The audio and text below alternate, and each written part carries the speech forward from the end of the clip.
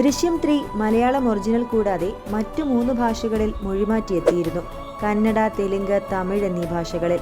കേരളത്തിനു പുറത്തും ദൃശ്യം ഫ്രാഞ്ചൈസിക്കുള്ള സ്വീകാര്യത തന്നെയാണ് ഇതിന്റെ പ്രധാന കാരണം. ദൃശ്യം 3ക്ക് ശ്രദ്ധേയമായൊരു റെക്കോർഡ് കൂടി എത്തുകയാണ് അങ്ങ് കർണാടകയിൽ നിന്ന്. ഒരാഴ്ച കൊണ്ട് കന്നഡ പതിപ്പ് മാത്രം നേടിയത് 1.18 കോടി രൂപയാണ്. ഒരു മലയാള സിനിമയുടെ കന്നഡ പതിപ്പ് 1 കോടിക്ക് മുകളിൽ ഗ്രോസ് നേടുന്നത് ഇതാദ്യമാണ് എന്നതാണ് ശ്രദ്ധേയം. ഇത് കന്നഡയിൽ മൊഴിമാറ്റിയെത്തിയ ദൃശ്യം 3യുടെ കാര്യമാണ് കേട്ടോ പറഞ്ഞത്.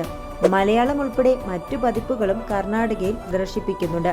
എല്ലാ കളക്ഷനും കൂടി നോക്കിയാൽ ദൃശ്യം 3 കർണാടകയിൽ നിന്ന് നേടിയത് 12.31 കോടിയെന്നാണ് റിപ്പോർട്ട്.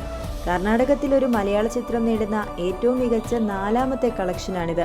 അപ്പോഴും 1ാം സ്ഥാനത്ത് മറ്റൊരു ലാലേട്ടൻ ചിത്രം തന്നെയാണ് എമ്പുരാൻ.